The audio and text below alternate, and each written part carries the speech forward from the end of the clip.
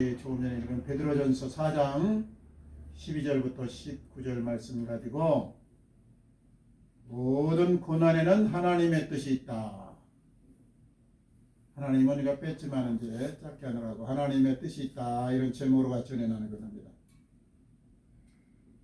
조선의 그 정약용 선생은 수원성도 건립하고 또 정조의 그 총애도 받으면서 아주 잘 나갔습니다. 그런데 이제 1800년에 우리 정조대왕이 그렇게 서거를 하고 신학문을 받아들여서 이제 정약용 그 형제들은 그때는 이제 개신교는 안 들어갔고 천주교가 들어왔죠. 그래서 예수를 믿고 1800년 어느 날 예배를 드리는데 고발을 당해가지고요. 그 형제들이 다 잡혔어요. 그래가지고 이제 큰형 정약종은 이제 고문당하고 감옥에 있다 그렇게 소천을 하고 말았습니다. 둘째 형 약전과 그리고 정약용 선생은 유배를 가게 되었어요. 유배를 가면 뭐 그곳에서 감방에 있는 것은 아니고 그 지역을 벗어나지 못하고 그저 들이나 이렇게 가까운 데는 왔다 갔다 할 수 있는 자유정원에 있는 것이죠. 그래서 강진으로 가서 18년 동안 그렇게 유배 생활을 합니다. 잘 나가던 이런 체제에서 하루아침에 그렇게 예수 믿고 예배드린 것 때문에 어려움을 당하게 된 것이죠. 우리 같으면 어떻게 그렇게 생각할 거예요? 하나님, 내가 뭐 잘못해서 이렇게 됐습니까? 예배하다가 하나님 성경 공부하다가 이렇게 됐는데 책임지십시오. 불평할 수도 있습니다. 또 세상이 왜 이러냐, 환경을, 시대를 탓할 수도 있습니다. 누구를 향해서 화살을 쏠 수도 있습니다. 그런데 정약용 선생은 그곳에서 공부하고 또 기도하고 그리고 연구하면서 18년간을 보람되게 보냈습니다. 그래서 우리가 아는 대로 목민심서를 비롯해서 많은 책들을 그렇게 저술할 수가 있었습니다. 강진 18년 동안 500여 권의 책을 그렇게 지었습니다. 그래서 정약용 선생을 이조의 최대 실학자다 이렇게 일컫는 겁니다. 하나님은 가끔 우리에게 우리가 달라고 하는 빵은 주지 않고 벽돌을 던져주기도 합니다. 그때 어떤 사람은요, 이 벽돌을 냈다 걸어 차다가 발가락을 다치기도 합니다. 그러나 또 어떤 사람은 하나님 주신 이 벽돌을 주춧돌 삼아가지고 그곳에 좋고 아주 멋진 집을 건립하기도 합니다.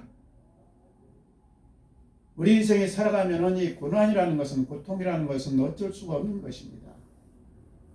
그래서 이 성경에는 대략적으로 한 110번의 그런 고난, 고통이라는 말이 나옵니다. 그리고 오늘 우리가 읽은 이 베드로 후서에만 17번의 이 고난이라는 말이 나옵니다. 그런데 이 고난에도 종류가 있는 것입니다. 그래서 먼저는 이제 당연한 고난이 있어요. 당연한 고난. 오늘 말씀 15절에도 그랬잖아요. 너희 중에 누구든지 살인이나 도둑질이나 악행이나 남의 일을 간섭하는 일로 고난을 받지 말려니와. 그러니까 먼저 죄로 인한 이 고난이 있습니다. 악행으로 인한 고난이 있다 이거죠. 먹고 살기 어려운 시절 얘기인데요. 어느 초신자가 교회에 이렇게 몇 주간 출석을 했어요. 그런데 안타깝게도 남의 것을 훔친 죄로 그렇게 잡혀서 감옥에 들어갔습니다. 목사님이 참 곤란합니다. 이거 친방은 안 가자니 그렇고 또 가자니 좀 찝찝하고 그래도 초신자니까 가자. 그래서 가서 위로해주고 또 기도를 해주니까 그분 하는 말이 목사님 제게 달린 십자가에 달게 져야죠. 그건 맞는 말이 아니죠. 이게 십자가가 아니고 당연히 죄로 인해서 지금 벌받고 있는 것입니다. 또 한 가지는 남의 일로 간섭하지 말라. 그러니까 남에게 사람 관계에서 받는 이 고난도 있다고 이 말이죠. 남의 사생활을 침해하거나 아니면 또 남의 감정을 상하게 하면 그렇게 다툼 생기고 또 고난이 옵니다. 또 때로는 뭐 내 정치관이나 또 아니면 내 경제관 주장만 펴다가 공격을 받고 또 핀잔을 받기도 합니다. 다 이런 것은 어떻게 보면 쓸데없는 고난인 것이죠. 그리고 또 한 가지는 나의 게으름이나 나의 준비 못함 그리고 지혜 없음으로 인해서 오는 고난도 있습니다.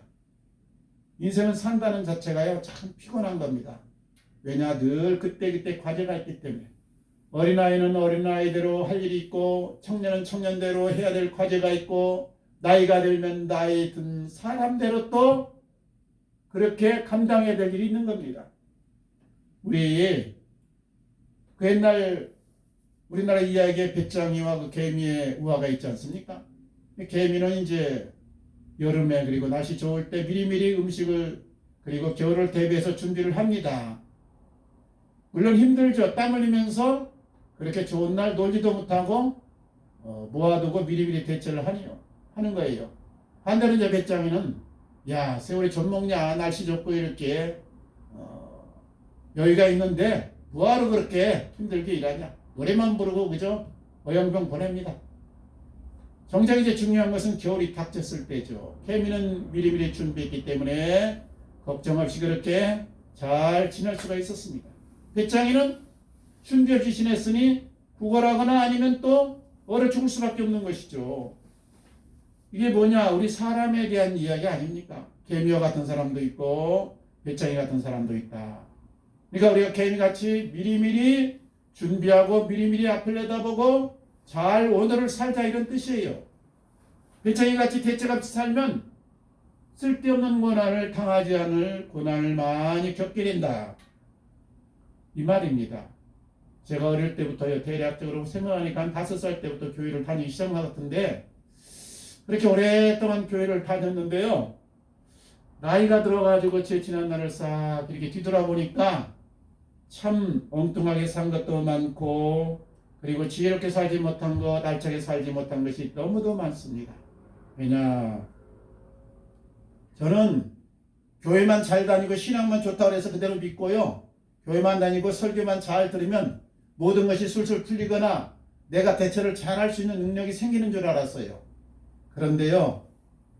교회에서는 사실 영생에 대해서 가르쳐줍니다. 하나님에 대해서 가르쳐줍니다.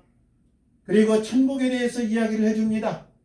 그런데 현실 사회에서 살아가는 데 필요한 돈 버는 방법이라든가 건강관리하는 방법이라든가 대인관계라든가 처세술이라든가 뭐 직업관, 결혼관 이런 거 구체적인 문제는 잘 그렇게 세밀하게 언급을 안 해주셨더라고요.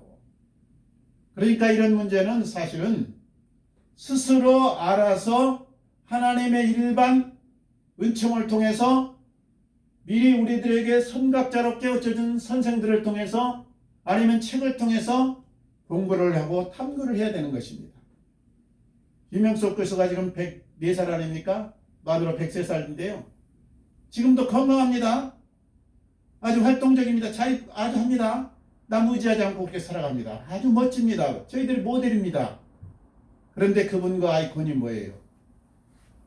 미리미리 조심조심 미리미리 대책을 세우고 준비한다.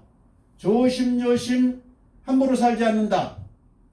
17살 때부터 지금까지 90여 년을 그렇게 살았다는 것 아닙니까?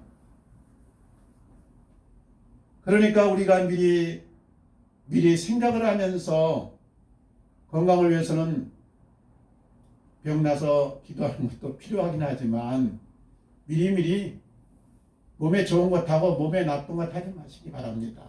그리고 체력단련 하기 바랍니다. 힘들지만 하세요. 미래를 위해서는 어떻게 해요? 공부를 계속 해야 됩니다. 자기 분야에서 공부하고 인문학도 공부하고 처세술도 공부하고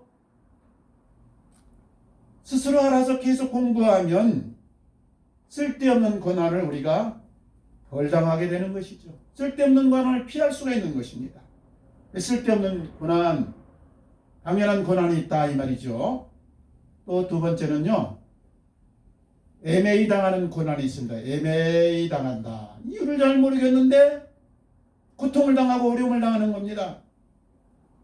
베드로전서 2장 19절에 애매한 고난에 대한 나옵니다. 애매한 고난, 고통. 아담의 죄로 인해서 모든 인류가 땀을 흘려야만 되고 그리고 결국은 죽어야만 됩니다. 아간의 죄로 인해서 아이성을 점령하러 갔던 이스라엘 백성들이 3,000명이나 죽어야만 했습니다. 가정에 한 사람이 잘못하면 온 가족이 다 고통을 당합니다. 나라의 지도자가 잘못하면 그 모든 영향력이 백성들에게 미칩니다. 또 개인적으로 보면 길을 가다가 갑자기 간판이 떨어져서 다칠 수도 있고 그리고 죽을 수도 있습니다. 나는 차를 잘 몰고 왔는데 음주 차량이 나를 덮쳐가지고 순식간에 내가 그렇게 사고를 당해서 몸이 망가지고 죽을 수도 있는 겁니다. 나는 성실히 잘 일을 하고 있는데 갑자기 지진이 나서 다치기도 하고 죽기도 하고 피어가지기도 합니다. 세상에는 이렇게 겉으로 이유를 알 수 없는 애매한 고난들이 너무너무 많습니다. 그래서 세상은 고해다 고통의 바다다 그렇게 일컫는 겁니다.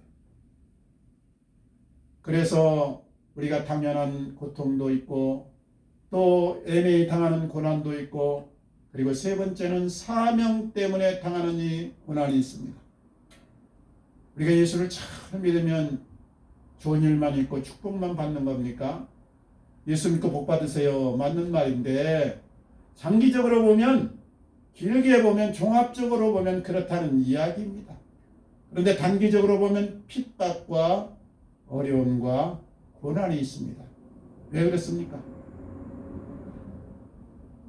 현실적으로는 잘 나가던 길을 돌이켰기 때문에 그런 것이고 변화가 됐기 때문에 그런 것이고 영적으로 보면 사탄 마귀 아래에 있던 우리가 하나님의 땅으로 옮겼기 때문에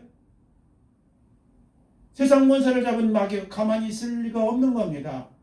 어떻든 다시 돌이키려고 우리를 흔들어대고 그리고 우리에게 돌을 던지고 우리에게 어려움을 주기 때문에 그런 겁니다.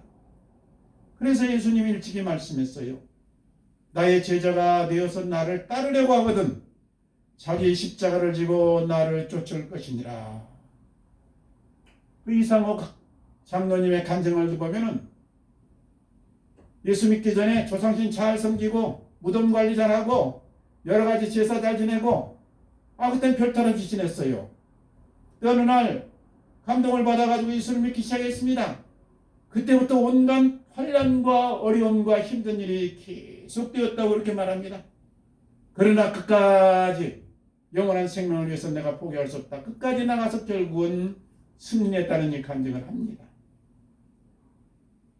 보세요. 미디안 광야에서 목자로 있던 모세가 어느 날 하나님의 부름을 받습니다. 내가 너와 함께 하겠다. 너는 가서 나의 백성 이스라엘을 구출하라. 모세가 나갔습니다. 그러면은 하나님이 책임지고 다 모든 것 해결해줘서 어려움이 없습니까? 아닙니다. 그 바로에게 가서 백성들을 건져내는데 온갖 어려움과 수모를 당했습니다. 나중에 간신히 구출해가지고 홍해를 건넜습니다만 그곳에서 또 백성들에게 원망을 듣고 때로는 돌에 맞아 죽을 뻔도 하고 갖가지 힘든 상황을 마주칩니다. 하나님이 책임지겠다고 했는데 왜 어려움이 있느냐? 사명에 따른 고난은 그 자신이 감당해야 되는 겁니다. 사도 바울이 다메섹에 가는 길에 예수님을 만나고 너는 나의 택한 종이다. 내가 너와 함께 하겠다. 그래서 가서 그날부터 전도하고 그리고 열심히 주님 기뻐하는 일을 행했습니다. 주님이 책임진다고 했으니까 고난이 없어야 되는데 아닙니다. 배고픔의 고난, 풍랑의 고난, 동족의 고난, 매맞음의 고난, 가진 어려움, 고통을 다 겪게 됩니다. 사명을 받고 순종하고 나가면 모든 것이 누르랄라 잘 풀리느냐? 그렇지 않습니다. 그때부터 고난의 길을 가게 되는 겁니다. 그래서 내가 사명 감당하겠다 이 말은 내가 고난을 달게 받겠습니다 이 말하고 같은 겁니다. 디모데후서 1장 18절에서 사도 바울에 의해서 믿음의 아들 디모데에게 그렇게 이야기하지 않습니까? 너는 복음과 함께 고난을 받으라. 너는 복음과 함께 돈을 받으라. 건강할지어다 축복받으라. 그러면 이게 상당히 좋은데 말이죠. 복음과 함께 고난을 받으라. 고난이 뭐길래 그렇습니까? 고난에 무슨 유익이 있다고 이를 받으라고 하는 겁니까? 그럽니까? 그래요. 고난은 유익이 있습니다. 고난은 우리에게 복된 것입니다. 고난이 어떤 유익이 있느냐? 먼저는 인생의 참맛을 알게 합니다. 인생의 맛을 알게 한다. 사람이 어떤 고통, 고난 없이 일상을 살면서 잘 먹고 잘 살다 잘 죽었다. 그럼 좋은 겁니까? 언뜻 보기에는 좋은 것 같은데 실제는 의미가 없습니다. 인생이 무미건조합니다. 재미도 없고 스릴도 없고 화리도 없고 박수도 없습니다. 인생을 마치고 다 천국에 올라가면 할 얘기가 없는 겁니다. 잘 먹고 잘 살았다 잘 죽었다 이것밖에 없습니다. 지금 우리가 사는 이 육신의 삶은 지금 소풍 나와가지고 추억 쌓기를 하는 것인데 이때는요 다양한 체험을 하는 것이 좋습니다. 그래서 때로는 오르막도 오르고 내리막도 내려가고 비탈길도 가고 스릴이 있고 그래야 변화무쌍한 것입니다. 우리가 먹는 이 음식도 한번 가만 보세요. 음식이 그냥 싱겁고 맹맹하면 아무 맛이 없습니다. 거기다가 짠맛, 쓴맛, 단맛, 매운맛, 신맛 온갖 맛을 다 집어넣어야 그 음식이 맛있고 다양해집니다. 우리 인생도 그렇게 돼 있어요. 재미있는 인생을 살려면 고난과 고통을 지나서 승리의 역사를 체험해야 된다 이거죠. 다윗을 보세요. 처음에 골리앗이라는 이 고난을 만났습니다. 그러니까 그걸 꺾으면서 승리도 맛보고 백성들의 인기도 얻고 사울왕의 사이도 태는 것입니다. 또 쫓기면서 굶주리면서 광야 생활하면서 쓴맛, 단맛, 매운맛 다 보면서 별별 체험을 다 합니다. 그러니까 다윗은 시가 많고 노래가 많습니다. 할 얘기가 많습니다. 하나님 앞에 바짝 나가서 부르짖는 시간이 많았던 것입니다. 고난은 바로 인생의 맛을 알게 한다 이 말이에요. 또 하나 고난은 나를 성장시킵니다. 육적으로는 우리가 음식을 먹고 나이가 먹고요 운동을 하고 그러면서 단련되고 성장하는 겁니다. 그런데 정신적으로 영적으로는 고난을 통과하면서 성숙하고 성장하여 더 좋은 인격으로 거듭나는 것입니다. 고난은 내 불순물을 제거시킵니다. 나를 겸손하게 만듭니다. 나라하여금 깊은 사색의 생각을 하게 합니다. 그리고 나라하여금 노력하고 분투하도록 그렇게 부추기는 겁니다. 그래서 결국 고난은 내 인격을 성숙시키고 나를 완전한 방향으로 이끌어가는 이런 선생이 되는 것입니다. 그래서 고난에 밑거름이 없으면 인생의 알찬 열매를 맺을 수가 없는 것입니다. 그래서 하나님은 사랑하는 사람에게는 반드시 고난의 불무불을 통과시키는 겁니다. 보세요. 야곱은 밧다람에서 20년의 그 눈코 뜰 새 없이 어려운 시기를 보냅니다. 요셉은 꿈을 꾼 다음에 애굽의 종으로 팔려가서 13년간의 그 누명도 쓰고 감옥 생활도 하고 어려움을 겪습니다. 모세는 미디안 광야에 가서 40년을 그렇게 훈련을 받고 연단을 받고 고통의 세월을 보냅니다. 다윗은 기름 부음을 받은 후에 광야 생활 10년을 거치면서 그 인격이 다듬어지고 그리고 하나님의 쓰시기에 합당한 그릇으로 거듭난 것입니다. 바울은 다메섹에서 예수를 만나서 즉각 하나님의 택한 그릇이라는 이런 사명을 받지만 그러나 누르랄라가 아닙니다. 3년간의 아라비아 광야 생활, 다메섹에서 10년 동안의 그 엎드려진 생활, 고난의 세월을 통과한 후에 하나님의 사람으로 들어 쓰임받게 된 것입니다. 고난을 통과하면 그때 하나님 앞에 합격하면 하나님이 그때 우리를 통해서 크게 쓰시고 우리를 통해서 하나님이 영광을 받으시는 것입니다. 그리고 중요한 것은 고난을 통과하면서 우리가 영원한 생명에 이르게 됩니다. 영원한 생명을 고난을 통해서 얻게 된다. 사람은요, 고통 어려움이 오면 작은 고통에는 사람을 찾습니다. 나름대로 지혜를 짜봅니다. 그런데 정말 감당하기 어려운 큰 고통이 찾아오면 사람을 피합니다.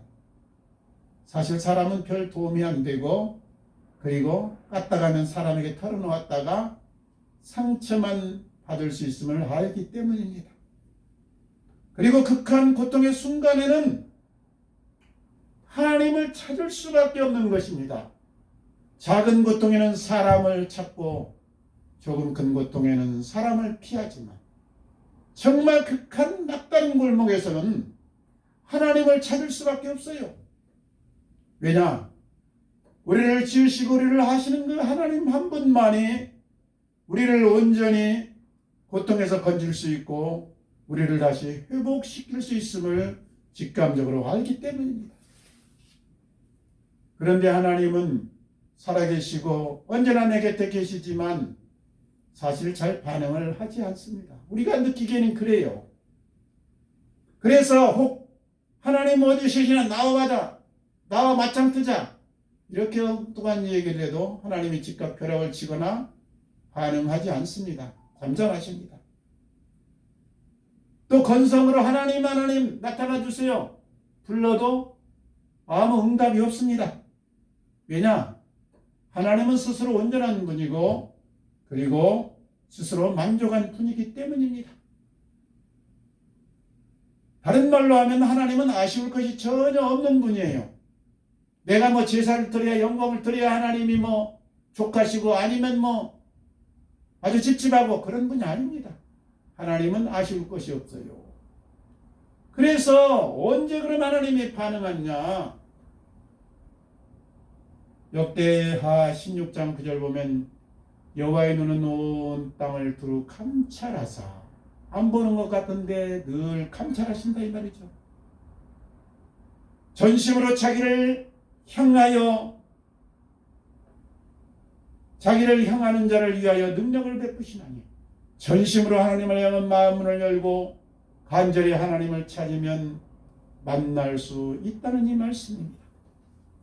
사람은 이 고통이 없고 고난이 없으면 자꾸 즐길거리만 찾습니다. 어디 맛있는 것 없는가, 어디 짜릿한 것 없는가, 어디 재미난 것 없는가. 그래서 나중에는 정상을 벗어나서 변칙적으로 나가고 한마디로 말하면 죄질 생각만 합니다. 우리나라가 일찍이요, 동방예의지국, 조용한 아침의 나라, 백이민족 아닙니까? 그런데 요즘은 백이민족이 뭡니까? 오염되고 썩고 그리고 냄새가 납니다. 가난하고 어려울 때는 동방예의지국이었습니다. 이제는 살만하니까 동성애가 어떻다, 또 술공화국이다, 자살공화국이다 하지 않습니까? 살만하니까, 살만해지니까 죄악으로 치닫는단 말이죠. 그래서 하나님 입장에서 보면 인생의 고난과 형통을 병행할 수밖에 없는 것입니다. 욥기서 5장 7절 인생은 고난을 위해서 난난이 불티가 위로 나름같도다. 고난이라는 것은 불이 위쪽으로 향하는 것처럼 너무나 인생에서 당연한 것이다. 고난을 피할 생각 말아라. 고난이 없는 것은 없다. 고난 없는 인생은 하나도 없다는 것을 말씀합니다. 그래서 고난 없는 것을 찾지 말고 고난에 대처하는 법을 배워야 됩니다. 그럼 우리가 고난 앞에 어떻게 해야 되느냐? 몇 가지만 말씀드립니다. 먼저는 고난 앞에 하기는 어렵지만 감사하기 바랍니다. 이 감사도 훈련하면 되는 것이 감사예요. 보통 고난 앞에는 탓하기가 쉽습니다. 내 탓이다, 내 탓이다, 부모 탓이다, 환경 탓이다. 정 탓할 것이 없으면 대통령이라도 걸고 넘어집니다. 대통령 때문에 내가 이 모양이다. 대통령을 욕합니다. 그런데 이렇게 탓만 하면 마귀의 울무에 더 깊이 빠져드는 것이고 해결책은 요원합니다. 그러니까 그냥 수용하세요. 사실 모든 것은 하나님의 허락 가운데 오는 겁니다. 참새 한 마리가 두와 썰에 팔리는 것이나 또 내가 잘되고 퍼지는 것이 사실은 배후에서 하나님이 다 허락했다는 말입니다. 욥이 겉으로는 매매의 고난을 당한 것 같았지만 사실 배후에서 하나님의 허락 가운데 마귀가 흔들어지는 거 아닙니까? 내가 고난을 당했다 그러면 하나님이 허락한 것입니다. 그러니까 자꾸 내 탓 누구 탓했어 하면 결국은 누구 탓하는 것이냐? 하나님 탓하는 것입니다. 왜 이런 고난을 하나님이 내게 주셨는지 지금은 이해가 안 될 수 있습니다. 그러나 하나 분명한 것은 하나님은 좋으신 분이다. 그리고 합력하여 선을 이루시는 분이라는 이 사실입니다. 그러므로 미리 그 좋으신 하나님을 믿고 감사를 하세요. 빌립보서 4장 6절 말씀입니다. 아무것도 염려하지 말고 오직 기도와 간구로 너희 구할 것을 감사함으로 아뢰라. 불평으로 짜증으로 아뢰지 말고 떼쓰며 아뢰지 말고 감사함으로 아뢰라. 그러면 하나님이 나와 가까이 하시고 성령이 내게 옵니다. 우리가 불평하고 탓하고 절망하면요 마귀가 찾아와서 역사하고요. 내가 감사하고 그리고 믿음으로 나가면 성령이 내게 오십니다. 성령에서 뭐하냐? 내 심령을 먼저 바꿔줍니다. 마음에 평안을 주고 용기를 주고 헤쳐나갈 힘을 주시는 겁니다. 그리고 때가 되면 내 마음이 내 믿음이 내 인격이 하나님 앞에 합격하면 하나님이 환경과 여건까지도 문제까지 다 바꾸어 주시는 것입니다. 그래서 고난 앞에는 우리가 감사하자. 두 번째는 당당히 맞서기 바랍니다. 당당히. 보통 고난이 오고 고통이 너무 심해지면요 사람들이 도망을 많이 갑니다. 어디로 도망가느냐? 일반적으로 사람들은 술집으로 도망가고 도박으로 도망가고 마약으로 도망가고 쾌락으로 도망가고 때로는 가출합니다. 더 엉뚱한 사람은 저 한강 따리로 올라가고 인천대기로 올라가고 아파트로 올라가서 다이빙을 합니다. 목사님들이 어디로 많이 가냐? 목사님들은 고난이 많이 오면 산속으로 들어갑니다. 또 기도원으로 도망을 갑니다. 좋은 의미로는 하나님 찾는 것이지만 따롭게 보면 고통은 내 계좌라. 나는 이제 은둔생활로 내 피난처로 가겠다 이 말 아닙니까? 무엇이나 정면으로 돌파하는 것이 최고입니다. 정면으로 돌파하자. 예를 들면 건강을 잃었다 그러면요 전문가를 찾아가서 상담하고 현실적인 방안을 찾아서 실천하면서 꾸준히 나가세요. 그러면 하나님이 허락하시면 건강이 다시 회복됩니다. 내가 지금 사업하다 부도가 났다 빚쟁이에게 쫓겼다 전화 끊고 어디로 도망갈 생각하지 말고 채권자 찾아가서 머리 조아리고 바짝 엎드려가지고 도와주세요. 내가 일일이 해결하기를 원합니다. 눈물로 호소하세요. 숨으면 더 어려워집니다. 자폭에서 한강가에서 뛰어내리면 영원 형벌 지옥입니다. 현실이 어려워도 당당히 맞서며 나가기를 바랍니다. 고칠 것은 과감하게 거치고 용서 구할 것은 용서를 구하고 현실적으로 내가 해야 될 실천사항은 그대로 준수하면서 적극적으로 나가기 바랍니다. 우리말에 하늘은 스스로 돕는 자를 돕는다 이런 말이 있잖아요. 이 말은 무엇이냐? 능력이 하나님이라도 스스로 자포자기하면 도와줄 수가 없다는 말입니다. 그러므로 하나님 앞에 바짝 나가기 바랍니다. 사실 모든 열쇠는 하나님 손에 있습니다. 성도에게는 그리고 언제나 최후의 보루가 있습니다. 막다른 골목이라도 언제나 위는 열려있는 것입니다. 그리고 기적은 언제나 위기 앞에 막다른 골목 앞에 나타나는 것입니다. 그러므로 내 인생이 절망적이다. 내 인생의 고통이 너무 극심하다. 내 인생의 위기다. 그때는 하나님 앞으로 바짝 나가서 엎드려 호소하기 바랍니다. 혹 하나님의 반응이 좀 더뎌도 응답이 없더라도 낙심하지 말고 계속 호소하면 하나님의 때가 되었을 때 반드시 하나님이 나타나서 건지시고 그리고 하나님의 능력을 베푸시는 것입니다. 이야기 하나만으로 마치겠습니다. 한정원이라고 한정원 여자분인데요.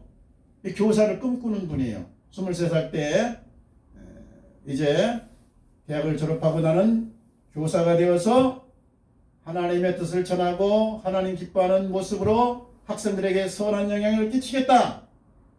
그래가지고 기도하고 또 도전하고 기도해가지고 결국 교사가 되었습니다. 그래서 성가대다, 주일학교 선생이다 열심히 봉사했습니다. 그런데 2013년 저 광명 제철소가 있는 곳으로 교원 연수를 가다가 교통사고를 만나가지고 다리를 정통으로 쳤어요. 다리로 가는 대동맥 3개가 끊어졌습니다. 결국은 아무리 노력을 했지만은 다리를 잘라내야만 했습니다. 너무나 힘들었습니다. 그래서 그때 기도했으면 하나님은 못할 것이 없다. 전능하신 분이다. 하나님에게 불가능은 없습니다. 제 이 없어진 다리를 도매반 꼬리가 다시 자라나듯이 자라나도록 해 주십시오. 내가 하나님께 일생을 바치겠습니다. 몇 날 며칠 몇 달을 그렇게 기도했는데 다리는 자라나지 않았습니다. 시간이 흘러가면서 기도가 바뀌었습니다. 하나님, 이 다리 없는 몸으로 어떻게 사는 것이 그리스도인의 삶인지 나를 통해서 한번 나타내 주기 바랍니다. 병원에서 그렇게 있는데 어느 날 목사님이 신방 와서 건면을 합니다. 한 선생, 한 집사는 운동을 잘하니까 한번 운동을 해가지고 올림픽에 나가서 금메달을 한번 따가. 자기도 모르게 아멘 했습니다. 그런데 장애인 몸으로 이게 쉬운 일입니까? 그러나 태어나고 믿음을 가지고 휠체어를 타고 테니스를 계속했습니다. 3개월 후에 국내 테니스 경기에 나가서 금메달을 땄습니다. 2016년에는 국가조정 대표 선수가 되었습니다. 2018년에는 2년 후에는 배드민턴에서 금메달을 땄습니다. 그리고 2019년에는 골프에서 금메달을 땄습니다. 그래서 별명이 붙었습니다. 골드 헌터다, 금 사냥꾼이다, 금메달 많이 땄다는 이 영예인 것이죠. 지금은 골프 교사로 일하면서 아름다운 가정도 있고 멋진 자녀들도 키우고 있습니다. 한정원 선생님이 이렇게 이야기합니다. 평생 약을 먹고 또 때로는 넘어지고 아프면 말할 수 없습니다. 그러나 절망 속에서도 하나님은 나를 붙드셨고 나를 일으켜 세웠습니다. 하나님은 우리의 작은 신음에도 응답합니다. 그 사랑이 나를 살리고 여러분을 살릴 것입니다. 성공을 위한 기도가 아니라 모든 시선을 하나님 눈으로 바라보고 하나님과 함께 거룩한 인격으로 믿음으로 성장해 나가면 하나님이 나를 통해서 큰 영광을 받을 것입니다. 그렇습니다. 우리 인생길에는 살다 보면 크고 작은 많은 고통, 고난이 있습니다. 고난은 육적으로 보면 장애물이지만 영적인 눈으로 보면 나를 성숙시키고 나를 더 알차게 이끄는 디딤돌이 되는 것입니다. 그래서 고난은 내가 잘 소화하고 내가 지혜롭게 대처만 하면 축복으로 가는 하나님의 그 위대한 역사인 것입니다. 우리 인생에 닥치는 모든 고난 앞에 승리하시고 하나님 앞에 크게 영광 돌리시기를 우리 주님 이름으로 축원합니다. 같이 기도하겠습니다. 아버지 감사합니다.